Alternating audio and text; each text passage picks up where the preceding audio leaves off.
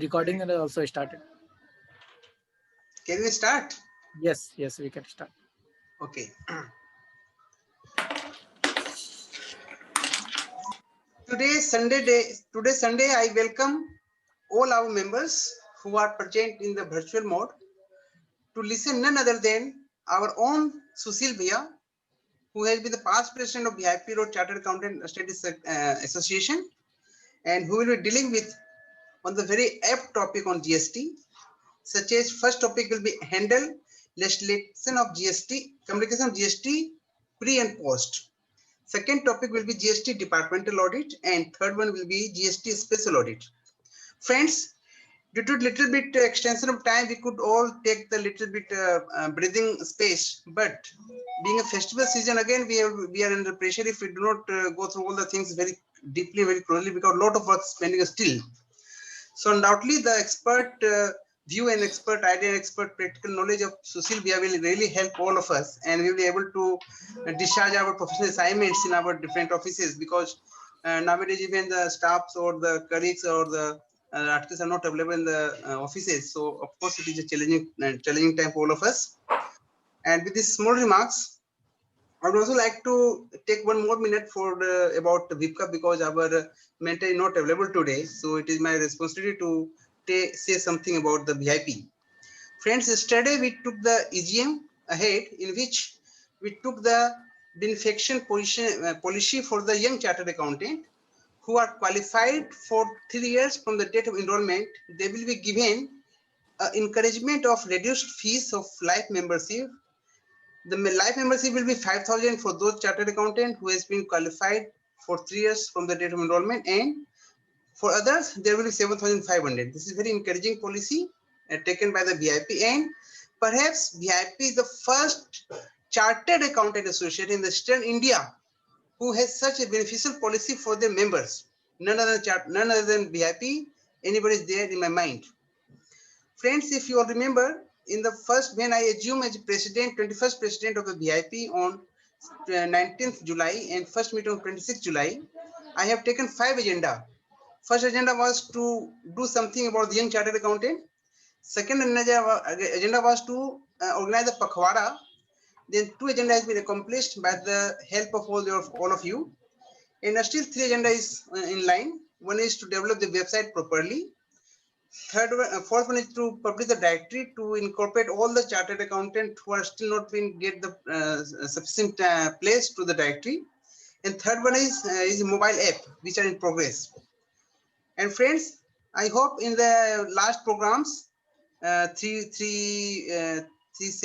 sessions, we have been invited IBBI whole-time member as a regulator in our board, apart from other programs.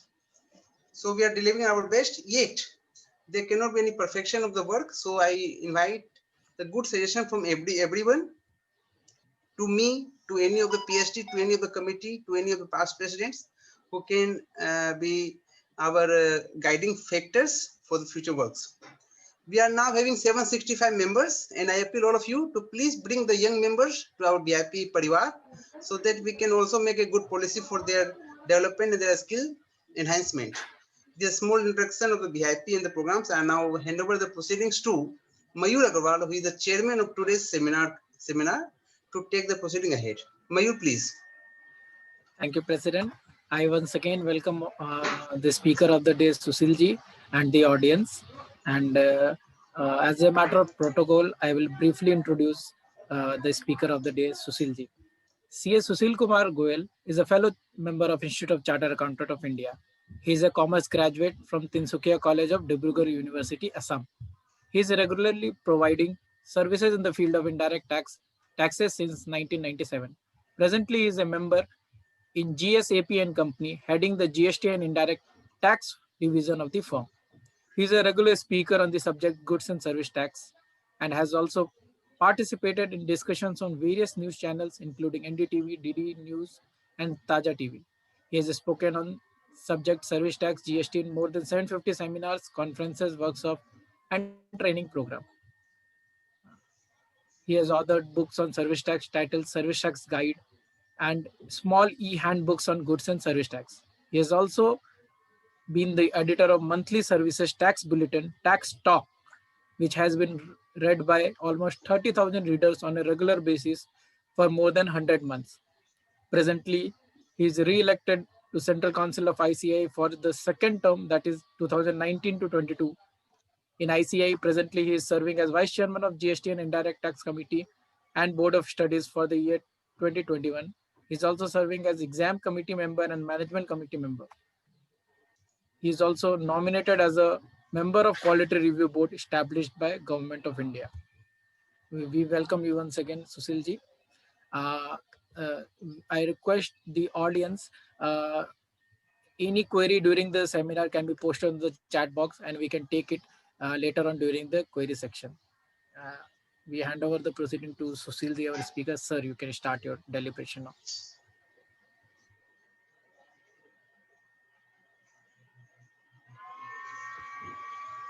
You are mute, Bhaiya. You are mute. CA Vishnu Tulsian, President Bhai Abhiroad Chartered Accountant Association. CA Mayur Agarwal, Chairman Seminar Committee. CA Vivek Banka, Secretary BIP Road Chartered Accountant Association. Other past presidents, seniors, and my friends. Very good morning to all of you. Whenever I speak from the platform of BIP Road Chartered Accountant, it always gives me a feeling of homecoming. So I never said no to VIP Road program. So it is always pleasure. I have learned a lot from this platform and will continue to do so, because still after 3 years of GST in our country, I feel I am a student of GST, not yet learned fully, because whenever I read it again, I find something new. I find that this has new dimension in the study. So, दोस्तों, I think most of us are from our family only, so I can go for Hindi discussion also. GST over the period of 3 years has developed in many fold, and just for information of all of you, let me tell you, today we have almost 1.26 crore GST registrations, and total return filed on completion of 3 years was almost 51 crore. 137 e-bill were generated, 971 invoices were uploaded on the portal. Total number of payments, transactions, 14 crore, 0.93. So these are the transact figures which the GST handles. So we can understand how big it is. So in today's world, survival is not possible if we are not dealing with GST, being a professional of taxation. Friends, today the organizer has decided these 3 topics. Litigation, जो हम GST आने के पहले के litigations और GST आने के बाद के लिटिगेशन दोनों पे ही डिस्कशन करेंगे, बट जो पीपीटी मैंने बनाई है वो जीएसटी को ध्यान में रखते हुए बनाई है, और जीएसटी के पहले के पीरियड के जो लिटिगेशंस है वो भी हम डिस्कस करते रहेंगे जब जब उसकी आवश्यकता होगी. सेकंड डिस्कस करेंगे ऑडिट बाय जीएसटी डिपार्टमेंट. जब भी हम जीएसटी में ऑडिट की बात करते हैं, हमारे दिमाग में एक ही बात आती है कि जीएसटीआर 9C. ये जीएसटीआर 9C की बात नहीं हो रही है, ये सेक्शन 65 में ऑडिट बाय जीएसटी डिपार्टमेंट की बात हो रही है. और डिपार्टमेंट जीएसटी की ऑडिट शुरू कर चुका है, बहुत से लोगों को जीएसटी के लेटर आ गए हैं. सो हमें ये ध्यान रखना चाहिए कि इसके लिए क्या क्या प्रोविजन है वो हम डिस्कस करेंगे, और हम उसके बाद डिस्कस करेंगे special audit on department direction. So department direction दे सकता है किन किन लोगों की स्पेशल ऑडिट की जा सकती है. 3 टॉपिक चूज किए गए आज के डिस्कशन के लिए, तो हम आगे बढ़ते हैं. सबसे पहले हम डिस्कस करेंगे लिटिगेशन. लिटिगेशन की अगर हम बात करें तो लिटिगेशन और इंक्वायरी में एक डिफरेंस है. Inquiry is basically asking for the information, और ऐसा पास्ट में हुआ है और बहुत बार ऐसा देखा गया है तो जब भी डिपार्टमेंट इंक्वायरी करता है तो एसएससी हेरेस्ड फील करके या एसएससी को लगता है कि उसे हेरेस किया जा रहा है, वो कोर्ट चला जाता है कि मुझसे ये ऑफिसर ये इन्फॉर्मेशन मांग रहा है, मेरे ऊपर ये इंक्वायरी चालू कर दी गई है, मैं तो सारा टैक्स समय पे देता हूँ, सब कुछ ठीक है, ये बेवजह मेरे ऊपर इंक्वायरी की जा रही है। कोर्ट ने टाइम एंड अगेन ये स्टेप कहा है कि अगर कोई ऑफिसर इंक्वायरी कर रहा है तो वो उसका अधिकार भी है और उसकी ड्यूटी भी है कि उसे इंक्वायरी करनी चाहिए। और वो अगर इंक्वायरी कर रहा है और उसके लिए कुछ मांग रहा है तो अपने अधिकार क्षेत्र में जो चीजें हैं वो अगर मांग रहा है तो कोई भी एसएससी को ये अधिकार नहीं कि वो कोर्ट का दरवाजा खटखटाए। उन्हें डिपार्टमेंट की इंक्वायरी के साथ कोऑपरेट करना चाहिए और जो भी इंफॉर्मेशन उनके पास है वो उन्हें प्रोवाइड करनी चाहिए। तो इस बैकग्राउंड के साथ कि इंक्वायरी में हम अधिक कुछ नहीं कर सकते। एंड अनरिजॉल्व डिस्प्यूट, जब इंक्वायरी चल रही होती है और इंक्वायरी के बाद जो डिस्प्यूट रिजॉल्व नहीं हुए तो वो एक नोटिस का रूप लेते हैं। तो जब नोटिस इशू की जाती है, हम पॉपुलरली जीएसटी में या पास्ट पीरियड सेंट्रल एक्साइज या सर्विस टैक्स की बात करें तो हम इसे सोकोज नोटिस के नाम से जानते हैं। तो अगर सोकोज नोटिस इशू की गई, that is the first stage of start of litigation. So ये हमें ध्यान रखने की बात है कि लिटिगेशन कब स्टार्ट होता है। लिटिगेशन स्टार्ट होता है on issue of the show cause notice. उसके पहले की जितने भी प्रोसीडिंग्स है उसे हम इंक्वायरी प्रोसीडिंग कहते हैं और ऑफिसर के पास ये अधिकार है। अलग अलग लेवल के ऑफिसर्स हैं, हमारा रेंज ऑफिसर है, जुरिडिक्शनल ऑफिसर कहते हैं, और जीएसटी में उसे प्रॉपर ऑफिसर कहा गया है। तो उसके पास ये अधिकार है कि वो आपकी इंक्वायरी कर सके। फिर उसके बाद डिपार्टमेंट में एक इन्वेस्टिगेशन विंग है, उनके पास ये अधिकार है। फिर ऑडिट की बात है, जीएसटी ऑडिट बाय डिपार्टमेंट की बात होती है, वो इंक्वायरी कर सकते हैं। उसके अलावा director general of GST investigation है, इनके कलकत्ता में जो ऑफिस है वो कराया रोड पे है। तो ये ऑफिसर हैं जो इन्वेस्टिगेशन कर सकते हैं।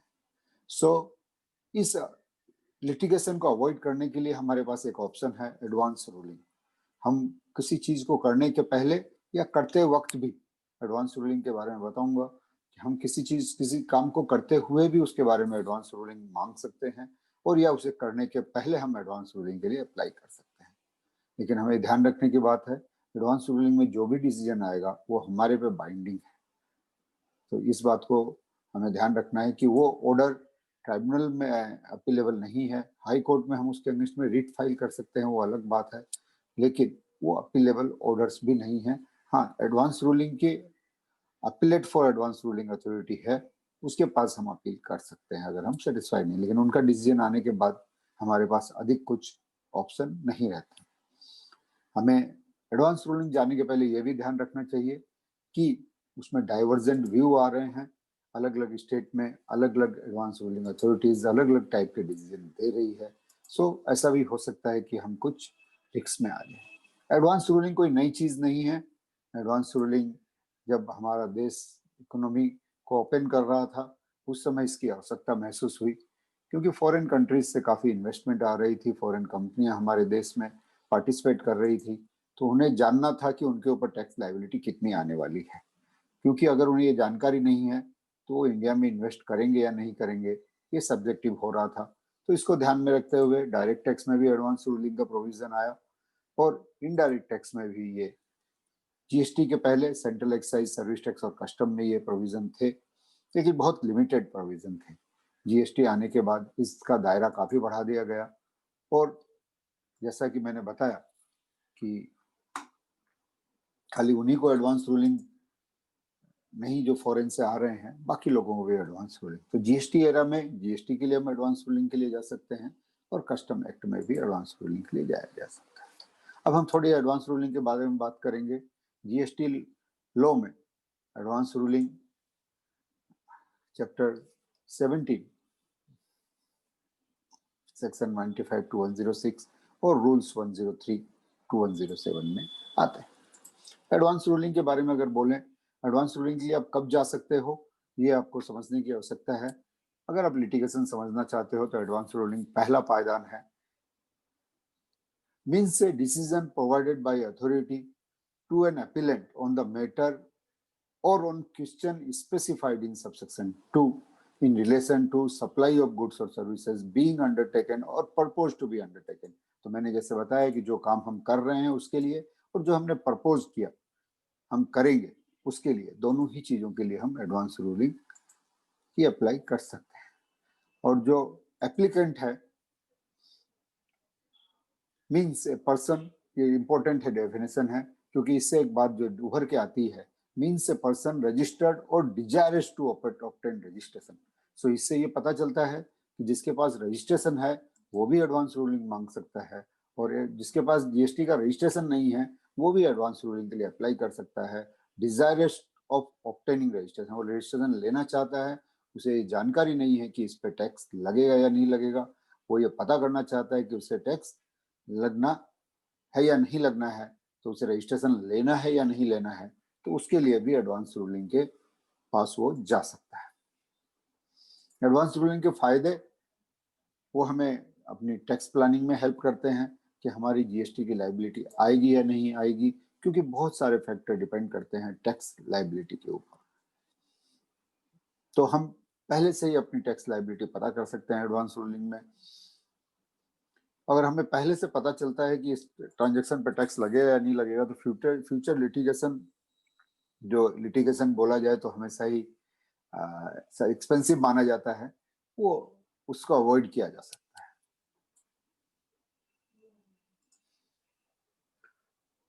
अब हम चलेंगे एडवांस रूलिंग के बाद असेसमेंट की तरफ। अब अगर असेसमेंट के बारे में थोड़ा सा हम डिस्कस करेंगे। असेसमेंट क्या होता है जीएसटी में? Assessment to the satisfaction of the officer else assessment by the officer. तो मैं ये बताना चाहूंगा कि अगर हम सही मायने में पूछें तो जो असेसमेंट है जीएसटी में वो एसएससी को ही करना है। ये असेसमेंट प्रोसीडिंग डिपार्टमेंट से नहीं होती, ये प्रोसीडिंग एसएससी को ही करनी रहती है। हम कितने तरह के असेसमेंट होते हैं चलिए हम डिस्कस करते हैं जीएसटी में। Assessment means determination of tax liability under this act and includes self-assessment, reassessment, provisional assessment, summary assessment and best judgment assessment। तो ये 5 तरह के असेसमेंट हैं जो जीएसटी में होते हैं, और इन रजिस्ट्रेशन के इन असेसमेंट के बारे में अगर हम आगे बात करें तो सेल्फ असेसमेंट सेक्शन 59 में डिस्कस किया गया है। उसके बाद प्रोविजनल असेसमेंट, जहाँ पे एसएससी अपनी लाइबिलिटी सही से पता नहीं कर पाता तो वो प्रोविजनली असेसमेंट के लिए अप्लाई कर सकता है ऑफिसर के पास कि मेरा असेसमेंट प्रोविजनली कर दिया जाए, और ताकि अगर ये आप जब सही टैक्स लाइबिलिटी पता चले उस समय मैं एक्चुअल टैक्स कम या ज्यादा जो भी होगा उसका एडजस्टमेंट कर लूंगा।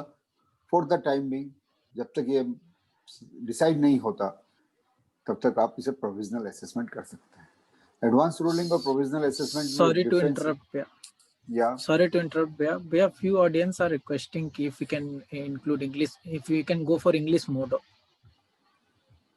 तो mix करके एक बार कर लीजिए भैया, if possible. नहीं, I can do in English but हाँ। VIP is having language of Hindi. हम लोग घर में बात करते हैं। चलो एनीवे हाँ, कुछ लोग रिक्वेस्ट कर रहे हैं तो इसलिए नो अगर issue no issue no issue okay Mayur. Okay I thought people will like in Hindi, so I started in Hindi. Anyway, to self-assessment, provisional assessment is an assessment done by the officer on the request of the SSC. Whenever SSC make a request, provisionally it can be assessed. So what definitely now the question must be coming to your mind, what is the difference between provisional assessment and the advance ruling? In advance ruling, we can ask number of things, but provisional assessment is only for the valuation of the transactions and rate of the transactions. Only for two purposes, provisional assessment can be shipped, or one may request the officer to do the provisional assessment. After assessment, scrutiny of returns, that is section 61 empowers officer to do the scrutiny of the return, and assessment of the non-filer of return, that is section 62. If somebody has not filed the return and officer has issued a notice, still he is not filing the return, then his assessment can be done as a non-filer of return under section 62, assessment of unregistered person. So you will be surprised to note that even if you are unregistered, section 63 empowers the officer to do the assessment of this particular person if he feels that the person has not taken registration despite he is liable to pay some tax, and demand can be raised on him. Summary assessment in certain cases we will discuss. Moving to the assessment, if we bifurcate assessment to be done by whom, taxpayer will do the assessment, that is known as self-assessment. And friends, this is the most important part of the assessment. Why I'm saying it is most important part? Because self-assessment is done by the assessee best to his knowledge. He is aware about the transaction. And in GST, self-assessment is more important because so many time period restrictions are there, like taking credit. You can take credit maximum up to September month return of the next year, or like adjustment of the credit notes and debit notes issued for a particular financial year. You can do the tax adjustment in the September month return maximum. Beyond that, you are not able to do something, or correction of the invoices. So many things which are time bound in nature. So you cannot do beyond a particular date. So keeping in mind, do the proper assessments. All other assessments like the assessment by tax authority, provisional assessment definitely on the request of the assessee can be done. It can be done within the time period, but summary assessment usually taken up after this period for taking credit or filing refund. If it is also time limited time, we have allowed to file our refund claim. Scrutiny of returns, best judgment assessment. All these assessments are usually done after the beneficial time to the assessee. Like if something is left out, department may collect it in the next 5 years from the due date of filing of annual return. But if assessee has left something, then it is not permitted to do this adjustment. Maximum he can adjust up to September month return of the next period. Best judgment assessment has two parts. One is the for non-filer and another is the unregistered person. So we always keep in mind that these are the segments of assessment, I can say. And it is not so that if you have done self-assessment, summary assessment cannot be done. All these are maybe of repetitive in nature, but we have to take care that we should not go. So for doing these assessments, the officer must issue a demand notice on the assessees. We usually call it show cause notice. So section 73, if you read, most important two sections are there for demands. That is section 73, where determination of tax liability to be done by the proper officer for reason other than fraud, willful misstatement, or suppression. Means these three factors are not there and some demands are raised by the officer, then he will raise the demand in section 73, and we will see in the future slides what is the time period. Let's move ahead. Section 74. Section 74 allows officer to determine the tax liability where for the reason of fraud, willful misstatement, and suppression of fact. And friends, whoever viewing this webcast or virtual session, I have not seen any notice. Earlier, these similar sections were there in service tax also and central excise also. I never seen an officer has issued a notice. Have issued a notice, and this notice is not issued for the reason of fraud, willful misstatement, or suppression of fact. Either of these three grounds is always invoked by the departmental officer that I have seen. So demand can be raised under section 73, 74, or something is general provision relating to determination of tax liability. Wherever an officer thinks that he has to determine the tax liability, he may invoke section 75 also and go for the general determination of tax liability. Friends, section 76 is the tax collected but not paid to the government. Whatever tax collected by any person, whether he is required to collect or not required to collect, or he is required to collect certain amount, or he collected the higher amount, whatever amount he has collected, he has to deposit that to the government. That is section 76. Now we move to section 77. Section 77 says whatever wrongly paid tax, suppose you were supposed to pay the central tax and state taxes and you paid the IGST. So whatever taxes you have paid wrongly, government will collect the correct tax.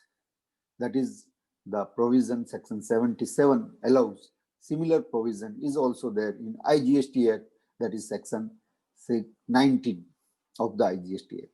So both the sections permits office department to collect the correct tax. At the same time, both the sections allow SSA to claim the refund. And moreover, another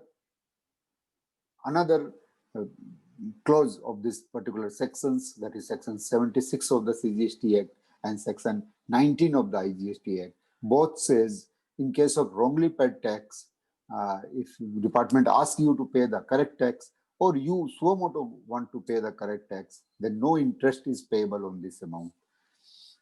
That we must keep in mind. So now discussing the SOCOS notice. What is the SOCOS notice?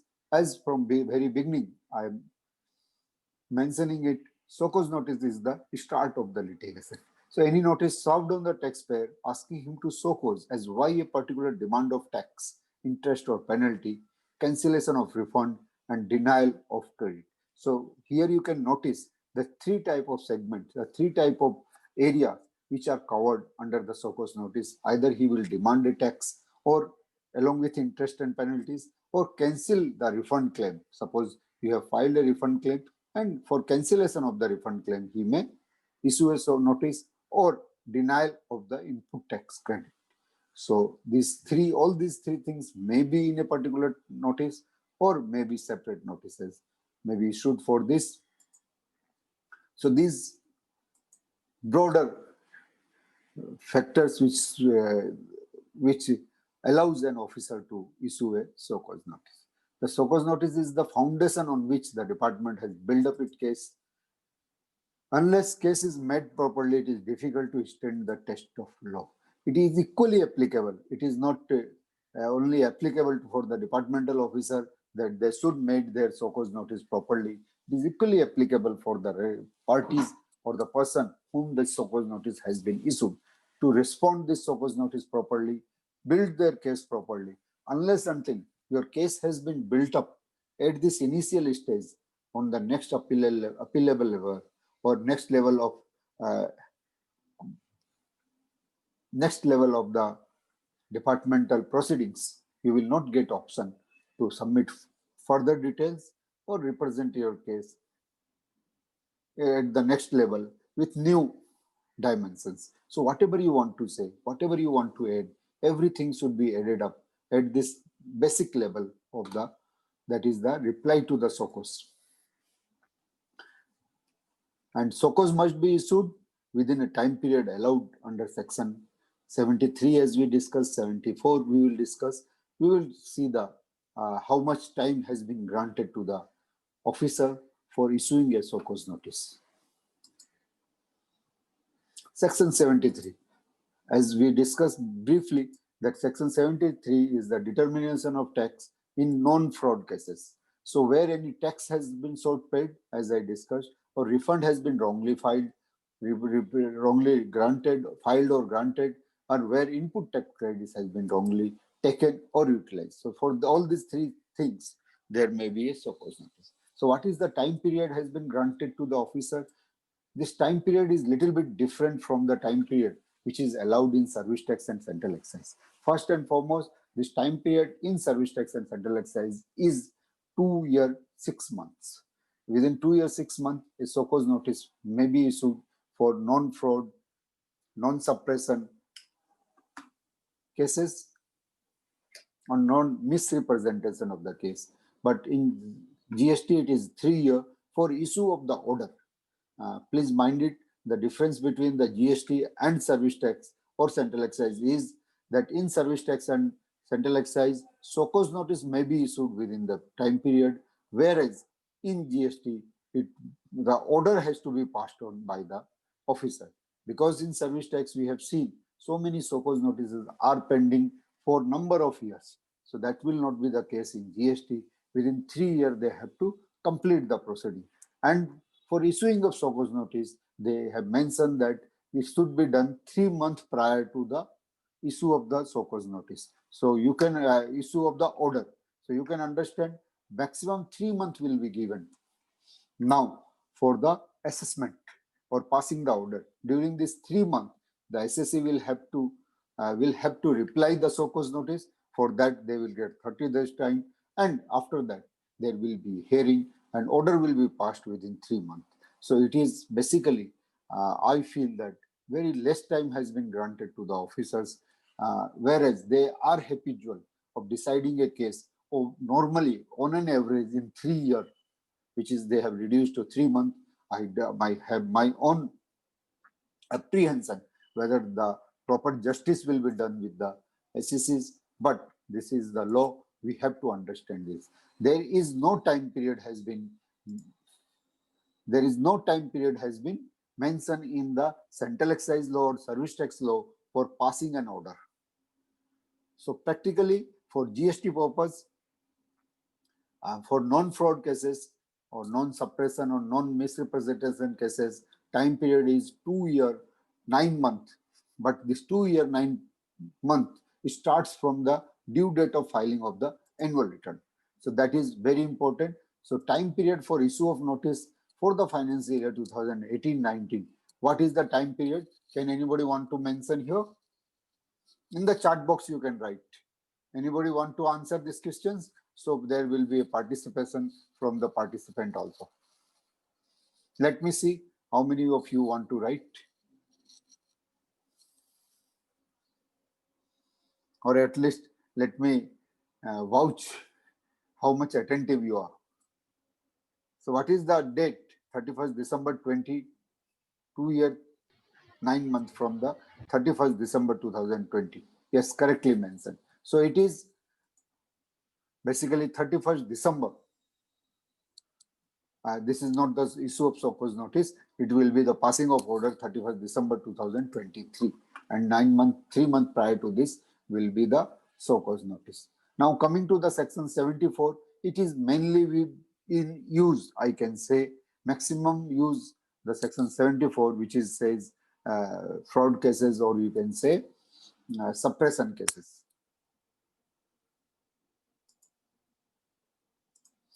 Determination of tax liability in fraud cases section is similar to the section 73, only they have mentioned wrongly availed, utilized by reason of fraud or any willful misstatement or suppression of fact. Department whenever raise a demand, they always raise a demand in this for the reason that they are getting time period to cover for the issuing of notice. And moreover, if you go by section 73, you will find penalty may not be levied. In section 73, if you pay the taxes, even after issuing of SOCOS notice within 30 days of that, no tax penalty is payable. But in section 74, even you pay prior to the issue of the notice, you are still liable to pay some penalty amount. That is also a big difference here. So time period for issue of notice order is 5 years here, and 6 month time has been given for issue of the notice. Prior to 5 years, 6 months has been given. That is 4 years, 6 months is the time period within which one has to issue the notice. And similarly here, 31st December 2025 will be the date for completion of the order or passing of the order for the financial year 2018-19. So friends, once the order has been issued, and if the party is aggrieved by this order, they can go for appeal. Friends, now let me discuss about the service tax and central excise provision. In service tax and service tax central excise, it was allowed to be 5 year time for issuing of the SOCOS notice from the due date of filing of annual returns and due date of filing of the relevant returns.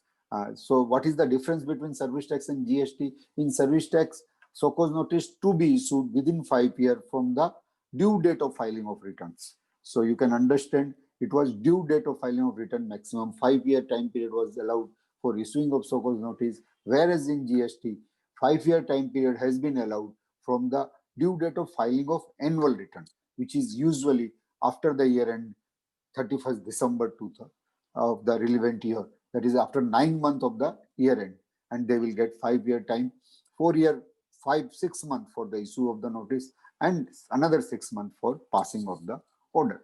If somebody is aggrieved with this, and friends, you must be noticed in service tax, we are receiving regular notices, regular letters for verification of the transactions, matching of the transaction with Form 26A as issued as per Income Tax Act and returns filed by the SSC. Department is regularly trying to match this figure. Notices are being issued. So the question may be coming to your mind. So can an officer in service tax for service tax inquiry go up to 5 years? Yes, an officer can go up to 5 years from the due date of filing of the respective ST3 form, which we used to file in service tax, from due date of filing of the form or actual filing, whichever is earlier. So from that date, they may go up to 5 years for issuing of the show cause notice. So you must be surprised why 2014-15 notices are being issued. Why department is asking us to give figure for the year 2014-15. I just want to remind all of you, government has, by way of an ordinance, has extended all the dates. And this ordinance originally extended the date up to 30th of June. Later on, this was extended to 30th of September. Presently, it is extended up to 31st December 2020. So any date which was falling due on 20th of March to 30th of December will be now fall due on 31st December 2020. So you must keep in mind that department can do inquiries because 25th of April 2015 was the due date for filing of the service tax return for the period October 2014 to March 2015, which now got extended. So officer can demand this money up to 31st December 2020. Similarly, any appeal which was due for filing was falling under this period, that is 20th of March 2020 to 31st December 2020 is now considered as due on 31st December 2020. So let me move to the discussion for appeals in GST. In GST, there are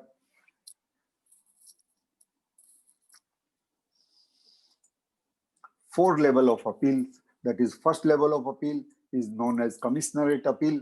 Second level of appeal is the appellate tribunal, and third is the High Court, and finally we can go up to the Supreme Court. So there are four levels of appeal in GST. Let me discuss quickly one by one. At the first level of appeal, any person aggrieved by a decision or order passed by an executing authority may file an appeal to the appellate authority. Similarly, department, if not agreed with the order passed by the executing authority, they may also file an appeal. But time period which is provided for filing the first appeal is little bit different from the time period which is provided for the appeal to be filed by the department. It is 3 months from the date of communication of the decision. And friends, please be alert. I should want to use the word, because issue of show cause notice is also can be done by way of email or by posting on the portal. So if any show cause notice has been posted on your portal, you have to respond. Similarly, any order has been posted on your portal or an email has been sent, because it has happened that in GST, people are not very much used to use the email address which they have provided to the departmental officer at the time of taking registration. Friends, if that email address is no more in use, it is advisable you should get it updated, because as per GST law, within 15 days of any change of mobile number or email address, you must communicate to the department. In case of appeal to be filed by a departmental officer, they have 6 month time from the date of communication of the decision. And another month in case of appeal to be filed by an SSE or an appeal to be filed by a departmental officer. In both the cases, 1 month condonation of delay has been granted. Friends, keep in mind, Supreme Court even now confirmed that nobody can file the appeal beyond this condonation period. So for all of us, we have maximum 4 month time to file an appeal. 3 month normal period, 1 month extended period. Maximum 4 month time is available for us to file the appeal. If you somehow missed this time, although as I mentioned, due date has not been extended for this GST cases. Service tax and excise cases, it is extended to 31st December. But for the knowledge of all my friends, it is not extended in case of GST. GST appeals to be filed within 3 months plus 4 months. It was maximum, it was extended up to 30th September 2020. If you have not filed your appeal, please file your appeal. Please do not wait for 31st December because 31st December is applicable only for service tax and excise cases. And if anybody has missed for any reason whatsoever in the country, in the world, missed this 4-year time period, then Supreme Court even confirmed that under no circumstances this can be extended. So you will not get any opportunity to file appeal. Maximum you can go to the again you can file a writ before the High Court or Supreme Court wherever it lies. But keep in mind, in the past it was decided against the SECs. So first level of appeal, there are 2 levels of officer. Commissioner appeal, where decision or order is passed by the additional commissioner or joint commissioner, then appeal lies with the commissioner appeal. That is first level of appeal. If the order is passed by the officer below the rank of additional commissioner or joint commissioner, that is a deputy commissioner or assistant commissioner or superintendent, then the appeal lies with the additional or joint commissioner. This was not there in central excise or service tax. In central excise or service tax, there was only 1 commissioner appeals. Now in commissioner appeals, they have divided into 2 parts: commissioner appeals, commissioner of appeal, and joint commissioner and or additional commissioner of appeals. Now moving to the next level of appeal, that is appeal to the appellate tribunal. It will be known as Goods and Services Tax Appellate Tribunal. Friends, it is not yet formed, but before that, let me discuss when an appeal can be filed. National Regional Bench, there will be 2 levels of the benches. One is the national public regional benches, and place of supply is involved. Where case is involving place of supply, then the matter will be heard by the national or regional benches. And when state or area bench will have the jurisdiction for all other cases. But this tribunal has not been constituted even after 3.5 years, almost 3.5 years. We are in November. In December, we are going to complete 3.5 years because of the reason that Madras High Court has granted a stay on formation of tribunal itself. So no tribunal has been constituted in our country. So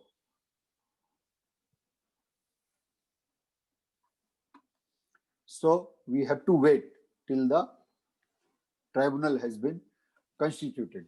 Basically, Madras High Court found that the appellate tribunal, formation of appellate tribunal as per GST Act is unconstitutional.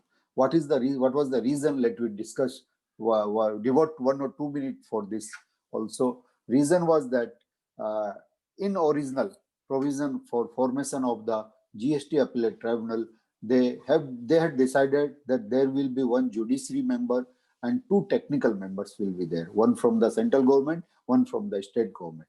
So being 2 in number, the technical members, it was held that technical member cannot outnumber the judiciary member. So they held it is unconstitutional So stay has been granted on constitution of the tribunal. In the meantime, whatever appeals were pending, government has issued a removal of difficulty order in 2019 dated 3rd December 2019, saying that any appeal which was due for filing before the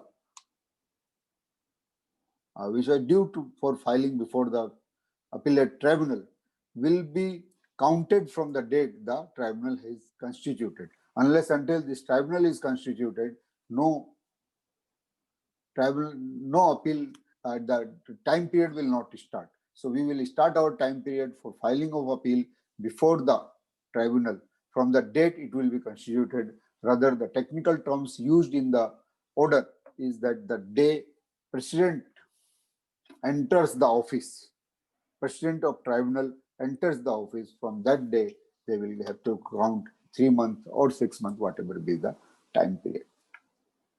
Now, moving to the third level of appeal, that is appeal to High Court. Who can file an appeal? Any person aggrieved by the decision or order passed by the state or area bench of the appellate tribunal may file an appeal before the High Court. Appeal may be admitted only and only if the case involves substantial question of law.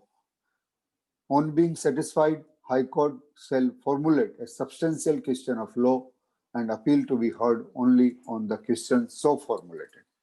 Appeal before the Supreme Court lies in case of any order passed by the national bench or regional bench of the appellate tribunal and judgment passed by the High Court in an appeal under section 117, which the High Court considered to be a fit one for appeal to the Supreme Court on its own motion or on filing on application by the party aggrieved by the High Court order / judgment. So friends, this is all about the litigation. If you want to put some questions in relation to litigation, I am ready to answer this. After that, we will move to the departmental audit. Whether it's one question I have received, that is whether they can issue notice without the DIN, since most of the notices of service tax are without DIN. Manish want to know. Manish, basically, no notice is valid now if it is issued without DIN. So if somebody has issued a notice without DIN, please write to them that, sir, your notice is not containing DIN. Please communicate the DIN. It's so happened in the past. We have seen that they have generated the DIN, they have not mentioned on the notice, or they have not mentioned in notice through email. They forgot to mention in one of the notice. Might be notices coming through email or through hard copy.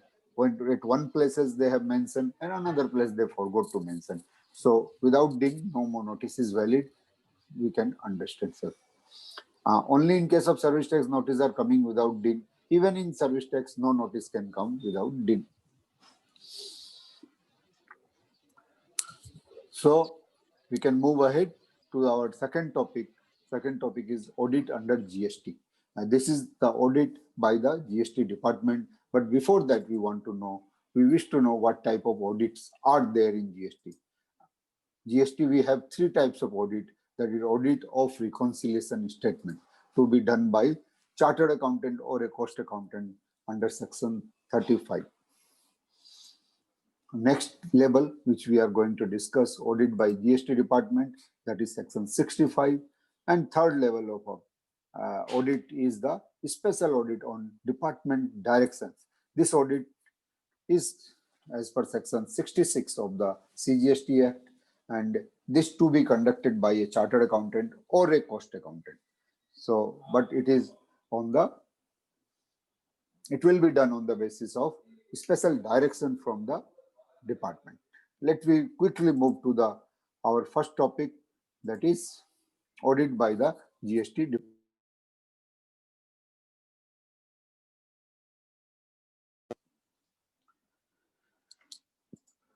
So section 65 covers audit by the GST department. This particular chapter we have having 6 parts to be discussed. Who can do this audit? We will discuss. Then we will discuss period under audit, up to what period they can do the audit. Third, we will discuss notice for audit.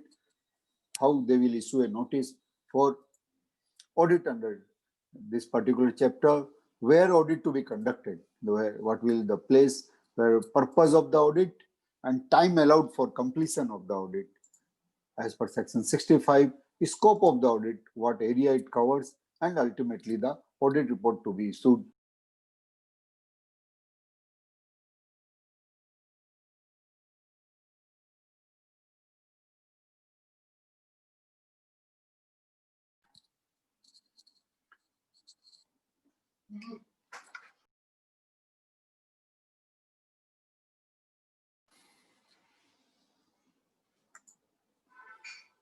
So let me start with the first topic, who can do this audit? Service tax audit, GST audit can be done by this. We are talking about the audit by departmental officer. Audit can be conducted by the commissioner or an officer authorized by the commissioner.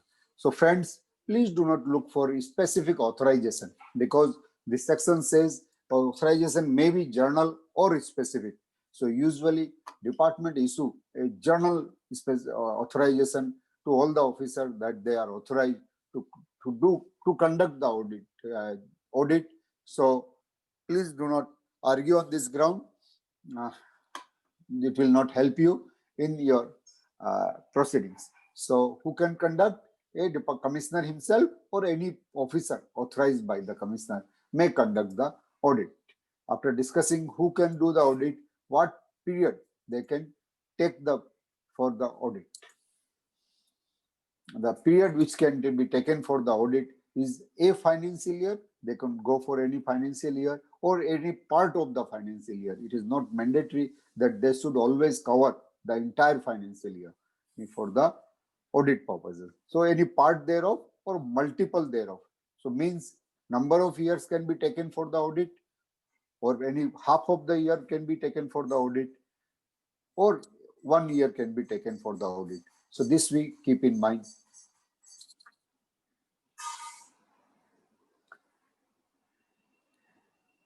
But one thing I want to remind all of you, can anybody tell here how up to what period they can, how many years they can cover for under this audit? Please quickly, anybody want to give their answer?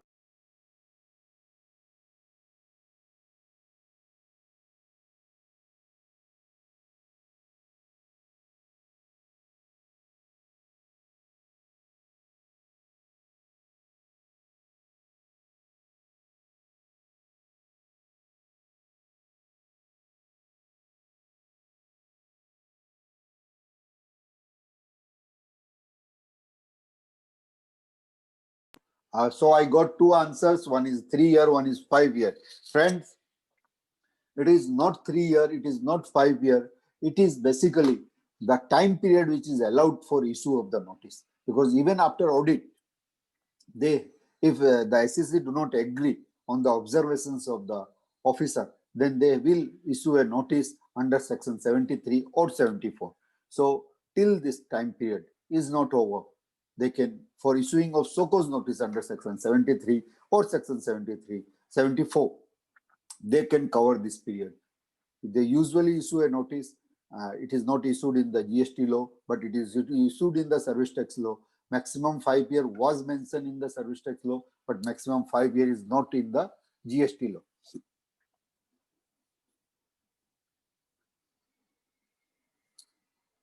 Now this question, Neeraj Kejriwal want to know, can they go back and see whether SEC has paid RCM on transportation during the service tax regime? If their notice for audit has been issued for GST period only, then they cannot go for the service tax period. But what is happening now, they are issuing notices for audit covering the unaudited period in the service tax or GST period. Both the period they are covering in the audit letter. So as they are covering both the period, they may definitely go for the assessment of the taxes which is not paid during the service tax regime. Or even if they ask for the information and you deny to provide the information, they have other means to collect this information. So please do not argue when they are having other means to collect this information. It is advisable to supply the information. or rather we should complete the proceeding of our own, do the self-assessment, and so we can save the penalties. But if it is within 5 years, that is the time period we have discussed for service tax, we are having 5-year time period for service tax cases. So if 5 years is already passed, then nothing to worry. You are not required to provide the figures. Notice for audit. This section specifically talks about the issue of notice for the GST audit. The registered person shall be informed by way of a notice not less than 15 working days prior to conduct of the audit. The proper officer shall issue notice in GST ADT 01.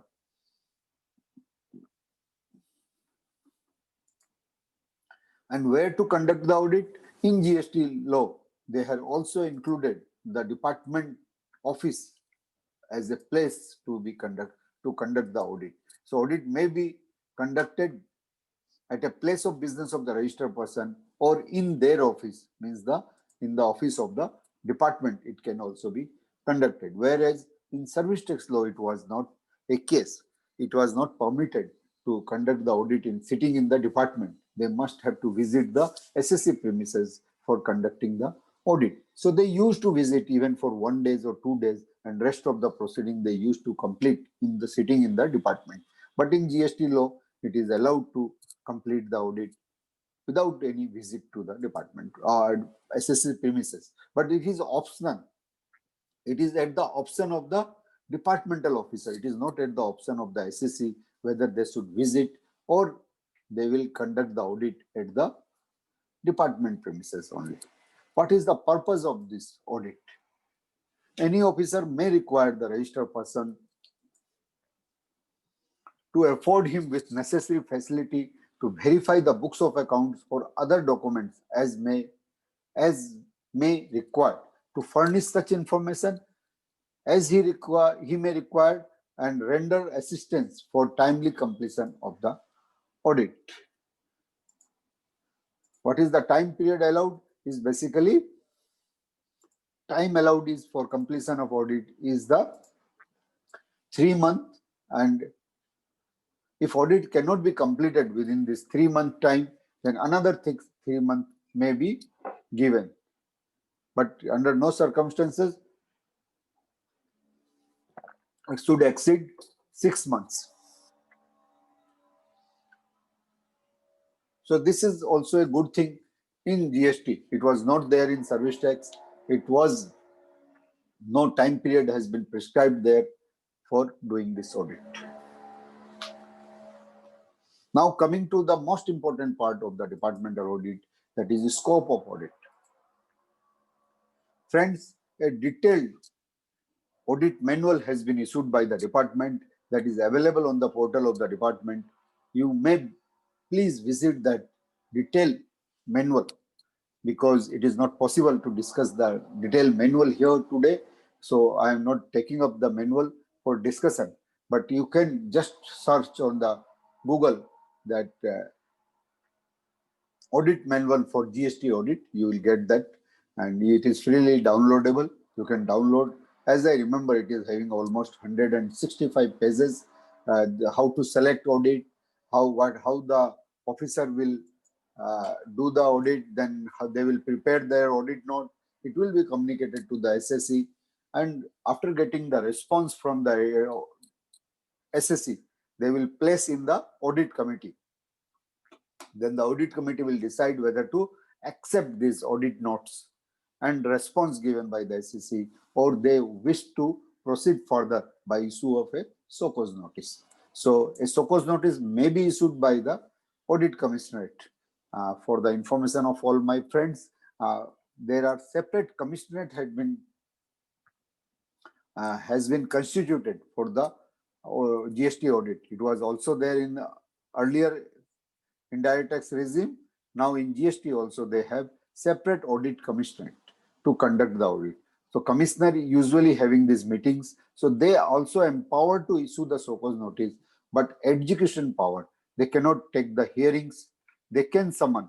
In audit commissionerate also they have summoned in the past. I have seen they may summon somebody. They may record their proceedings, but they cannot execute. As the execution officer, this is the power with the proper officer or the regular officer, we call it, having jurisdiction over the SSC's premises. So scope of audit to verify the document on the basis of which the books of accounts are maintained and the returns and statement furnished under the provision. So what is the scope of the audit? Is to verify the document on the basis of which the books of accounts are maintained. So basically it is saying all sort of documents related to GST. All sort of supporting documents like invoices, bill of challan, e-way bill, or delivery challans, whatever documents are there, or send back input tax credit, input tax credit register, all these documents to may be verified on which the books of accounts are maintained, and the returns, whatever returns filed by the SSC or any statement furnished under this provision of this act. So the scope of this audit by the department officer is to verify this much only. But under this, they are covering everything. Rather, conducting the audit should be the verification of the transactions which is available on record. It is not an investigation proceeding. Please mind it, and very important to note by all my friends that it is not a investigation proceeding. It is just a verification from the books of accounts maintained by the SSC, on the basis of which they have filed the return. On the basis of this, they have prepared a statement and submitted for the verification by the departmental officer.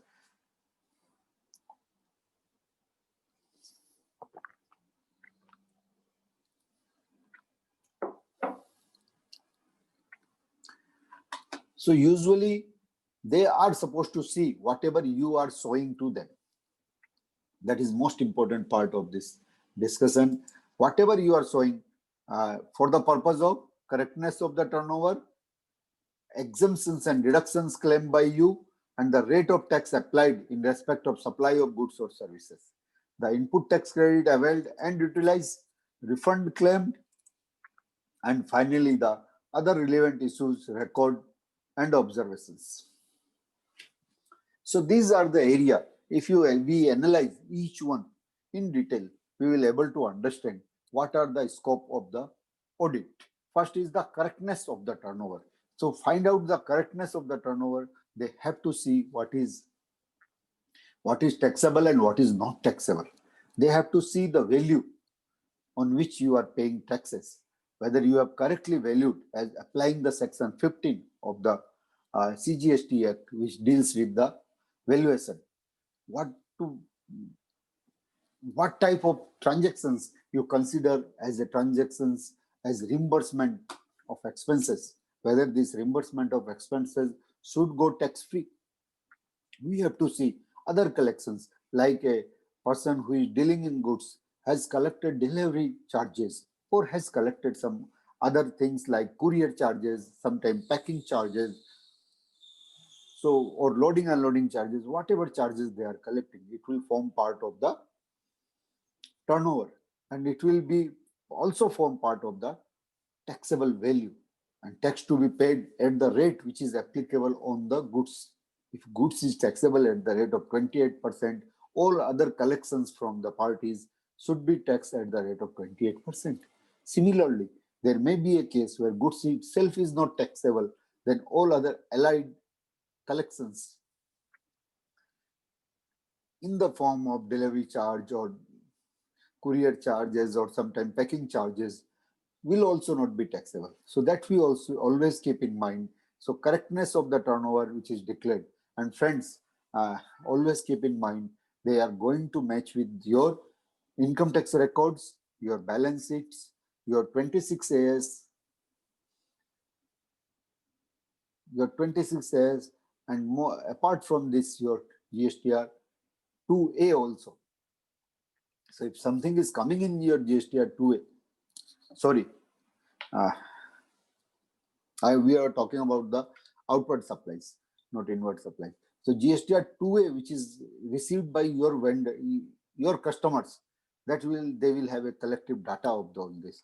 So GSTR 1, whatever you are filing, then you have to see the e-way bills, whatever e-way bills has been generated for outward supplies by you. They will reconcile the turnover from this. Then question will definitely come, the turnover, the figure which is you have declared as your turnover, whether it is including transactions between your branches, transaction which is should be considered as taxable supplies, like the cross charge. I hope all of you are understanding what is cross charge. Cross charge means, let me explain it because it is very important. We should discuss it. It is going to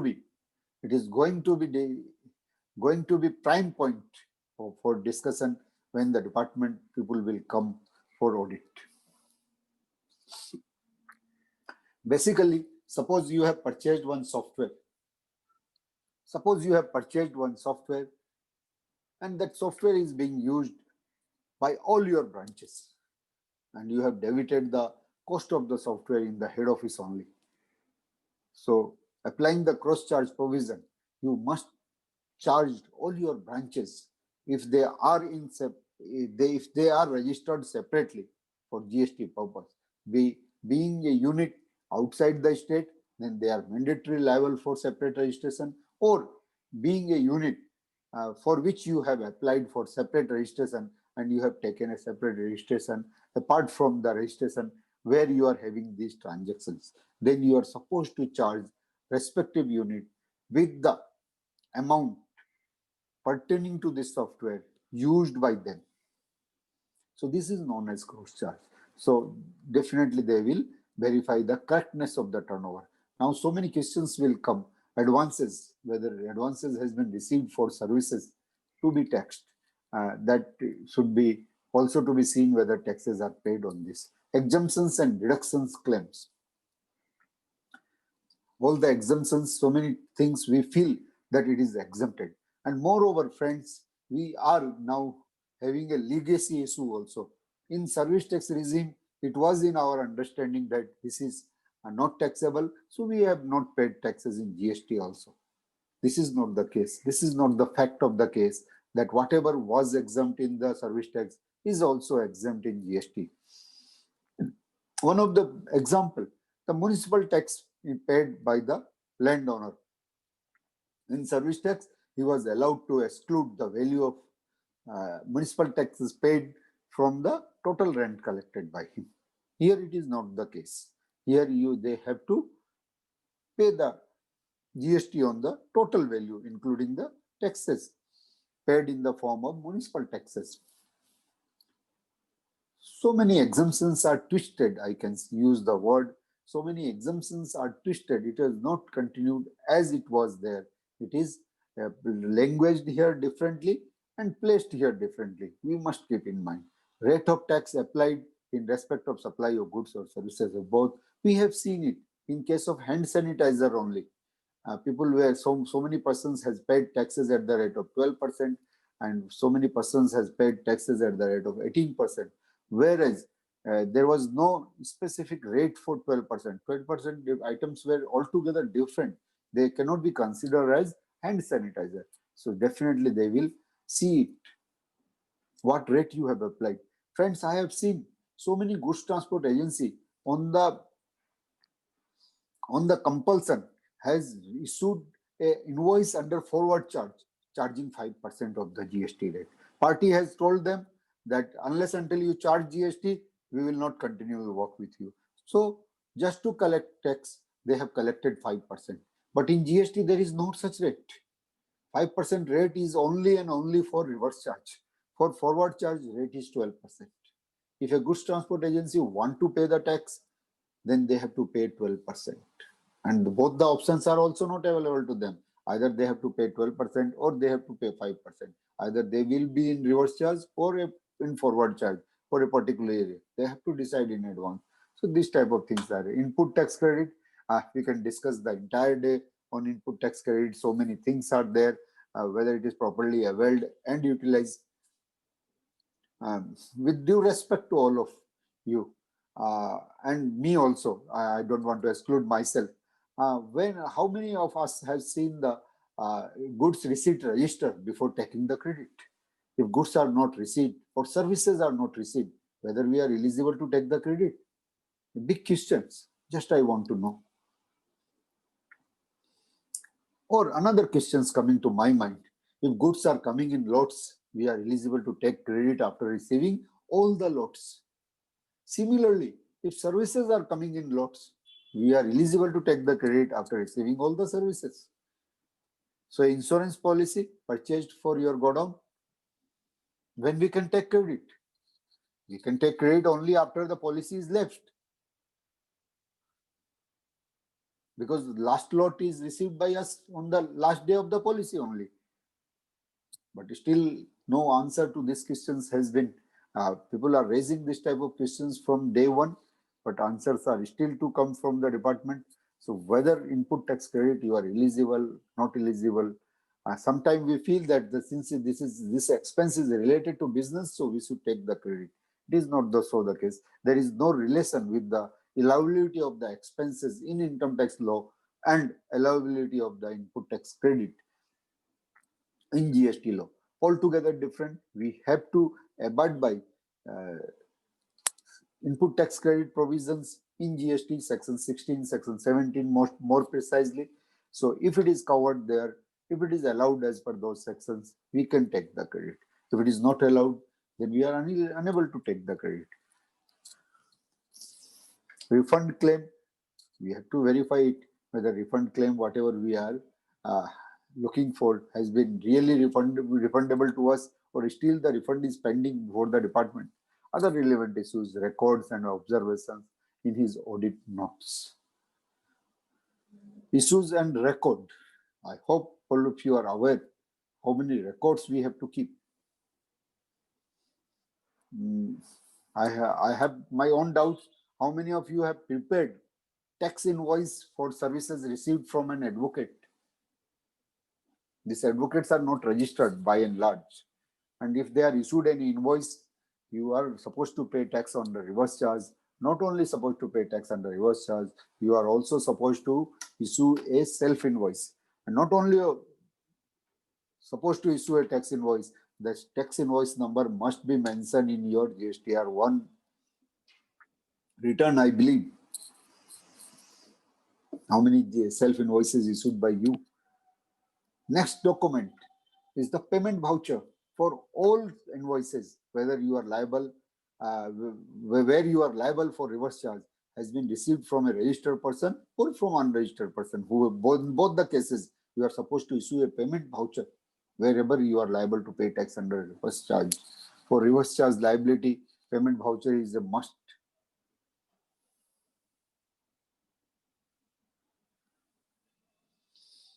So that we have to see, this is the scope of the audit. Before department comes, it is advisable for all of us, whenever we receive notice, we must verify our books of accounts, we must verify GST transactions, whether GST has properly paid or not. After discussing the scope of the audit report will be issued by the departmental officer. On conclusion of the audit, the proper officer shall inform finding of audit to the registered person in accordance in form GST ADT 02, and audit result in deduction of basically these three areas which I was discussing for section 73 and section 74, that is tax not paid or short paid, erroneously refunded amount, or input tax credit wrongly availed or utilized. Basically, whatever demand he will have, he will bifurcate his demand in these three parts.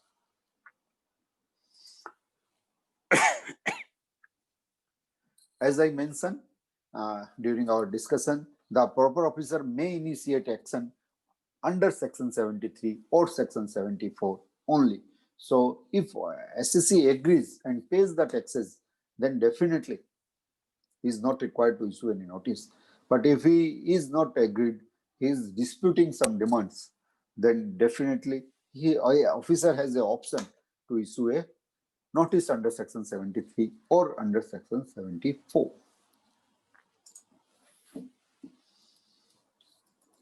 So after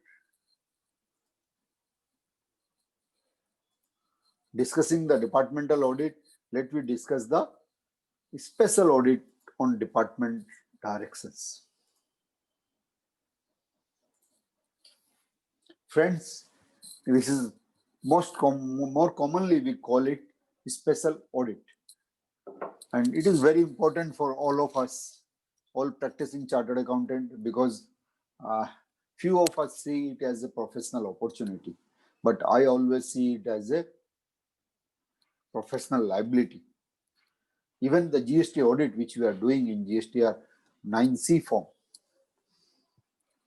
is a responsibility of the chartered accountant fraternity. It is not an opportunity, because I personally, even I am also signing the audit reports, but I personally see the day is not far away when the department people will raise the questions on our audit report. Because whenever the department people will visit any of our client, they will definitely raise some demand. They will definitely going to raise some demand as per their understanding. Might be the demand will not stay in the judiciary, but he have option to raise the demand. So if he is raising any demand and that point is not covered in our audit report, they are definitely going to ask us. They are definitely going to ask us, so why you have not covered this? Please explain. Because this audit which we are doing for our clients, but the user of this report is the different person. User of this report is a different person. And please do not get confused with the income tax audit which we have done in form 3CA, 3CB. In income tax form, they have specific queries and we have to answer specific things only. They have not asked us whether this person has correctly paid their income tax, whether profit has been properly declared. They have not asked us why there is a fall in the GP ratio, or why there is all of a sudden increase in the GP ratio, whether the expenses which are debited in profit and loss account, in as far as tax audit is concerned, they have never asked us whether these expenses which is debited in profit and loss account are genuine in nature. So many things are there. There will be huge difference from the income tax audit to this GST audit. In income tax, another difference which I find, my friends, in income tax department is not having the income tax recording. The transactions are not available with the income tax department in detail, but in GST, all the transactions are available with the GST officer. So keeping in mind, please execute the GST GST assignments. So now coming to the special audit, that is section 66, which talks about this special audit.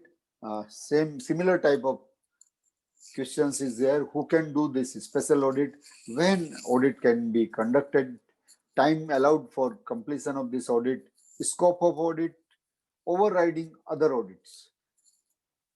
And opportunity of audit, fees and expenses for this audit, and audit reports. So first we start with the who can do this special audit. Audit can be conducted by a chartered accountant or a cost accountant. The special audit, as mentioned in section 66, can be conducted by a chartered accountant or a cost accountant. It further says, assistant commissioner or officer above his rank may direct registered person to get his records examined or audited. Basically, the officer will direct the SEC to get his account audited or examined. So he can do so with the prior permission of the commissioner, and he will appoint a chartered accountant or a cost accountant as approved by the commissioner. Number of commissioners are number of commissioners are maintaining a list of chartered accountant or impaneled chartered accountant or cost accountant for this special audit purposes. So this is an opportunity, if you ask me in simple language, but definitely lots of responsibility also there. When this audit can be conducted, very important, we have to understand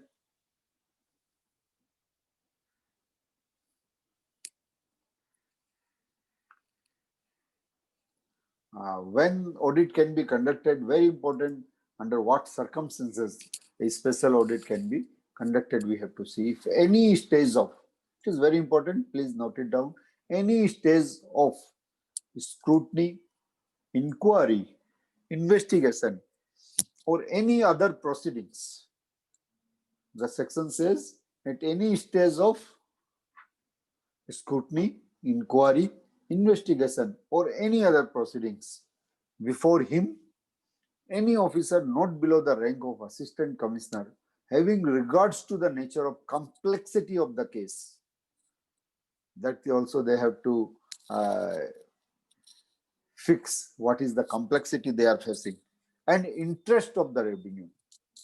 The word used here, and in the interest of the revenue, word is not used here, or in the interest of the revenue. So both things should be there.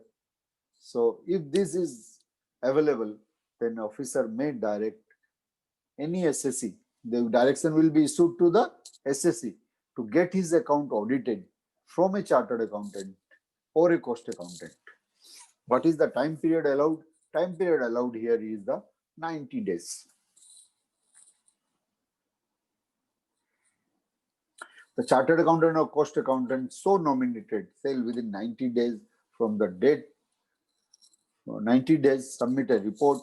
Another 90 days time may be given if sufficient reason is given by the chartered accountant or the person who is appointed as an auditor.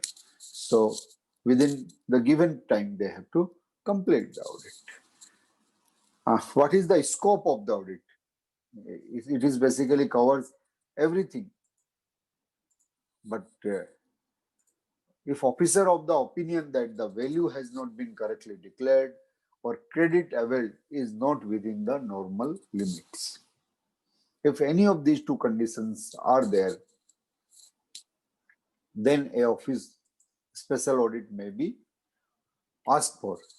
Where special audit is required to be conducted in accordance with the provision of section 66, the officer referred to in the said rules shall issue a direction in the form GST ADT 03 to the registered person to get his record audited by a chartered accountant or a cost accountant specified in the said direction.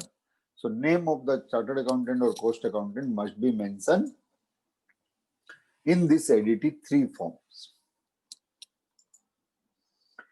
This overriding provision basically saying, even if the departmental officer has done the audit, even if the person has get his account audited under section 35, more precisely subsection 5, even then this special audit may be required by the officer. It is not so that once the audit has been done by a chartered accountant under section 35 or audit done by a departmental officer under section 65, he is no more required to get his accountant. This is not the case.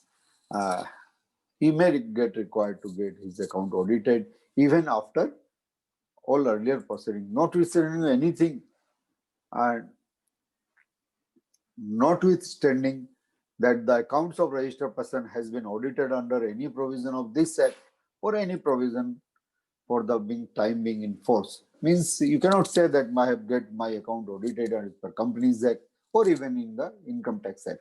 This audit may be required. Opportunity of being heard whenever the registered person shall get a notice that some demand has been demand to be raised, then the opportunity of being heard must be given.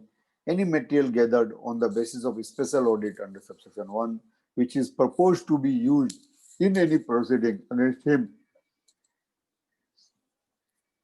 under the act or rule made thereunder, then an opportunity must be given to him.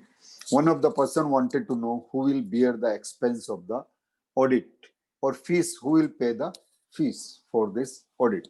So let me discuss who will pay the fees. The expense of examination and audit of records under subsection 1, including remuneration to such chartered accountant and cost accountant, shall be determined and paid by the commissioner. So commissioner himself will determine the fees or expense amount also. It is not so that whatever expense you think you can claim as a reimbursement. They will determine and paid by the commissioner. And such determinants shall be final. So be careful, expenses will be paid by the department. So getting money from the department is definitely a Herculean task. Once I was conducted this audit and the money was released after 3 years. So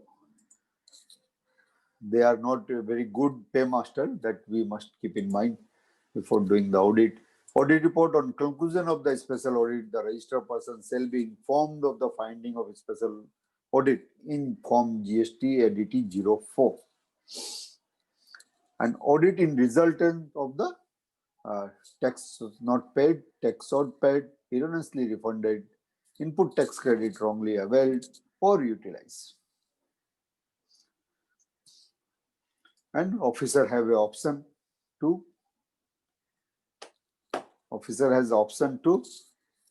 issue notice under section 73, 74. So friends, we are at the last part of our discussion. So before we conclude, I will definitely have the time for question answer.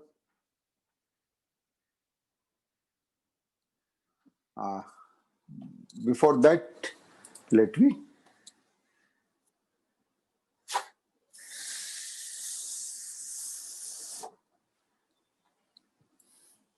So my first and foremost tip to all the persons listening me today, know your client and nature of his business in depth. This is the requirement of time. Please do not sign any audit without knowing your client. Please do not venture even anything. When I was chairman last year, GST committee, one of the chartered accountant called me from Rajasthan and he blamed that officers are harassing me, sir. Please help from the institute. Then I asked this gentleman why he is harassing, what is the harassment first. Then he told me that he is calling me again and again and asking so many questions. So then I asked him why, what is the reason for this? Well, there is no reason, sir. Only my mobile number and email address are mentioned in the registration certificate. So as my mobile number and email address are mentioned in the registration certificate, they are harassing me. What SSC is saying, I asked. Well, SSC is absconding. A person for whom you have done the registration, you have given your mobile number, you have given your email address, and SSC is absconding, then whom the department will catch? Definitely we only. So be careful. Please do not provide your email address, your mobile number. Even I was discussing yesterday with few of my professional colleagues. We are getting the digital signature from our client office to our office and filing the return. We are not aware with understanding the seriousness of the thing. I am saying that we are not aware whether this client is alive today or not. Whose digital signature we are using, we are not confirmed whether he is alive. We are not taking care of this. Or even if he is alive, whether he is in the country or he is outside the country, or he is in the city or not. Or whether we have consent of using his digital signature today. Might be he has given us consent for 5 days before. But I feel Nobody can give consent to anybody for use of digital signature. I cannot say anybody, I cannot say Mayur, go and sign on my behalf. My Mayur, this paper to be signed by me, please sign you. I cannot say so. So if our client giving us their digital signature, they are saying this much only. Please sign on my behalf. Take my signature, take my password. Please be alert for this. There are good number of means available to us. First and foremost, ask your client to use the digital signature from their place only. If they are not doing so, then ask your client to come to your place while this digital signature will be used. Even if this is not possible, then we can take the remote control, remote access to their PC, and we can use the digital signature in their PC. Ask them to insert the PC, at least in this case, the location which will come for in the record will be their location. So please try to use the digital signature more cautiously. This is my humble request and submission. Knowledge of allied laws will be needed apart from GST law.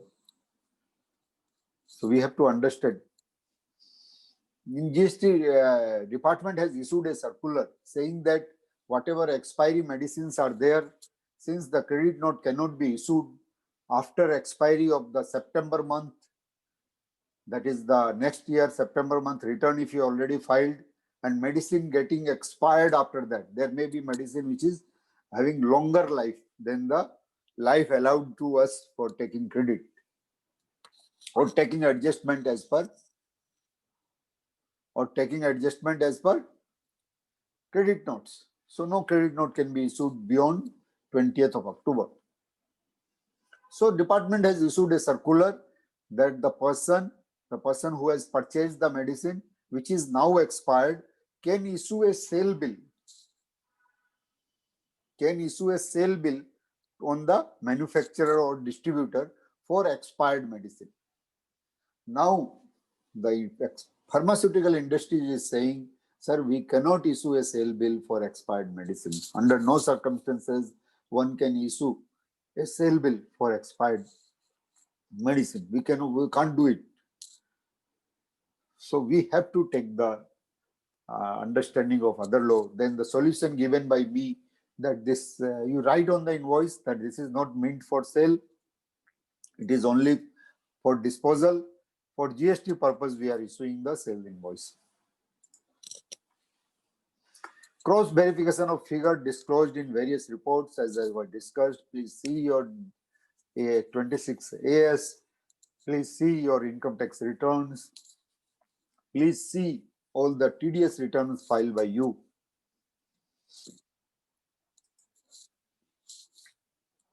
Figure of one financial year reported or taken into another financial year. All these adjustments, because GST law permits कि इस साल का figure अगले साल दिखा देंगे, अगले साल का फिगर पिछले साल में ही दिखा चुके हैं. So please have a proper reconciliation of all these figures. Auditing and other standard to be followed for all type of audit, whatever we are doing. We cannot say that कि इधर GST में इसका क्या दरकार था.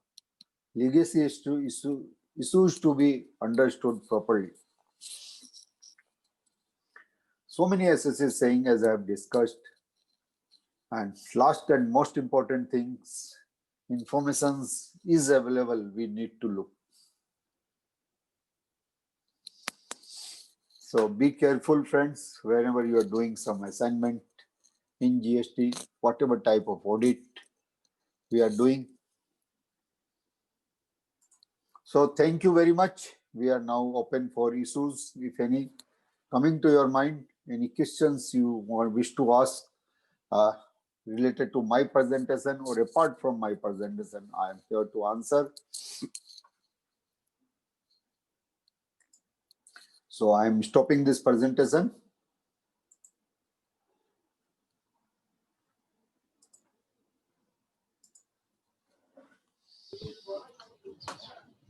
Participants can type their queries in the chat box, or they can raise their hand and we will unmute them to ask the question directly to the Sir, speaker. what may be basis of assessment under section 63 for unregistered person? There may be so many bases. Suppose a person, Manish KL, want to know this. What is the basis for assessment under section 63? Section 63 covers cases of assessment of unregistered person. Suppose one person, he thinks that his turnover is less than 20 lakh, or there is number of persons, they feel now that the turnover limit is 40 lakh in GST. So many person feels that basic limit is now no more 20 lakh, it is now increased to 40 lakh. And he has not taken registration, not paid the taxes. A fit case for issuing notice under section 63 to a unregistered person. Or so many person not understanding that even the bank interest or other interest earned by him to be included in the value of aggregate turnover. So for this reason, there may be situation when a notice may be issued or assessment may be done under section 60. Next question, sir, is there any time limit of pending of refund even if order under IFDG is issued by the department? Whatever department is doing, no time limit for that. Everybody knows that. So no answer to this particular question, because whatever department is doing, they all do right. You cannot questions on that. When my last visit to department, I surprised to note that they said if officer is thinking so, that is only final. Then I asked how you can say so. No, sir. When officer is saying so, then it is final. So then we are not required to come to the department anymore. Then whatever you have done, that is final. Then everything is over. So friends, any other queries, you can type in the chat box.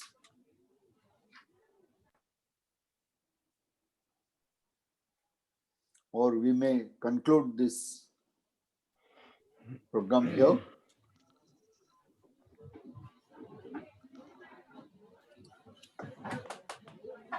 It seems there are no more queries, Bhaiya. Friends, if you really want to become an expert, how treat sales return if it is comes after 1 year? Nilesh Kedia want to know. Yes, after September, if sales returns are coming, as per law, definitely now this taking the benefit of the circular issued in case of pharmaceutical industries, you can issue a sale bill. Pharmaceutical industries were selling the expired goods, but others are not reselling the expired goods. They are basically outdated goods, we can call. So for outdated goods, if somebody is raising invoice, no issue on that. So you may raise an invoice if you really want to do the tax treatment, and no stoppage to this. You have issued a sale invoice to me. I have a buyer. Now the stock is lying with me. Tomorrow I again want to sell this goods to you. Nobody is stopping me. Nowhere restriction in the law. So after 1 year, if you want to do, you can do a sale bill. And everything will get adjusted accordingly. Should we treat outward supply in GST and purchase return in financial? You may do so, and even if you are recording it as a sales, what is the harm in that? In financial transactions, even if the sale you are recording, what is the wrong in that?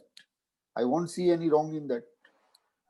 Because till the buyer is ready to receive that invoice, you are basically transferring the ownership of your goods. Goods are being sent to them. Then even all accounting treatments are not having any objections, I feel. Nowhere it is to be restricted.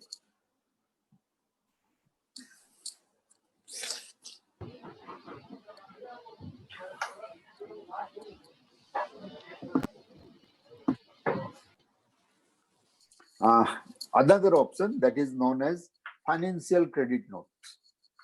GST law also talks about the financial credit note, means you can issue a credit note where GST adjustment will not be permitted. So whatever GST has been paid will be remain with the government. No adjustment will be available after September return, all we know. So it will remain with the government and you can issue a financial credit note. So no tax implication will be there. Our books will be different impact if we take sales return value as purchase. Turnover might be different, but there will be no difference. If you are considering sales return as a purchase, where it is going to impact you, tell me. I won't think any impact will come. Please analyze this, and if anything coming to your mind, we are ready to discuss. Manish Kumar Sharma want to know, a registered person receiving vehicle hiring services from unregistered person is liable to pay GST under RCM. Yes, if you are not able to prove that this is not a goods transport agency, our entire discussion lies in and around whether services are received from goods transport agency or services are received from any person other than a goods transport agency. Because if it is received from other than a person who is a goods transport agency, then no GST is payable. If you have received services from goods transport agency, then only reverse charge is applicable and you have to pay the taxes. But it is very difficult to identify a transaction whether it is between between a GTA or other than a GTA. So what people are doing in service tax, they used to fight it out. In GST, since they are getting credit, maximum of the SECs are getting credit, so they are not going for any litigations. They are paying the taxes even it is not liable to be paid and taking credit of that, declaring it as a GTA service only. Sandeep Kothari want to know, sir, if we show sales return after 1 year as sale, we will be evading tax as it is actually a case of return and not a sale. It is not evading tax. It is government only clarified that. For sales return also sales bill may be issued. For pharmaceutical industries it is different and for us it is different. It is not the case.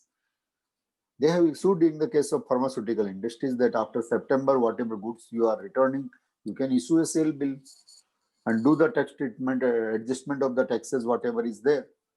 No restriction on that. So if it is permitted for one industry, it is permitted for others also.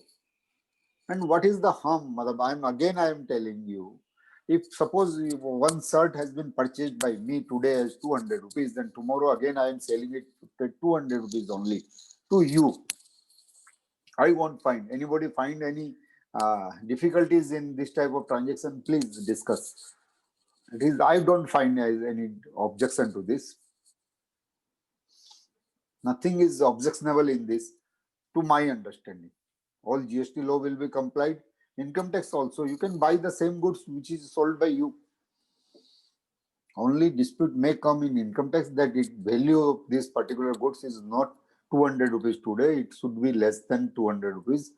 Since bills has been issued for 200 rupees, there you have some concern, but otherwise no concern to my knowledge. So thank you very much. Mayur, can proceed. Yeah, yes, Priya. It had been an enriching 2 hours for us, Priya. I request our Secretary Vivek Balkaji to offer a formal vote of thanks. Thanks, Mayur. Audible? Yes, Priya, you are audible. Yeah, thanks, Mayur.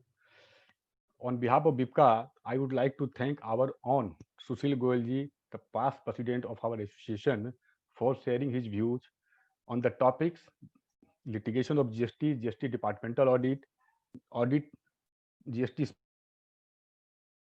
special audit. So really the session was very informative and interactive, and I am sure it will give the value addition to our professional knowledge. Thanks a lot, Sushil Bhaiya. And thanks to all viewers for joining on virtual mode. Thanks, everybody. Thank you all. Thank you. Thank you. Please stay safe, stay healthy. Thank you, Bia. Thank you.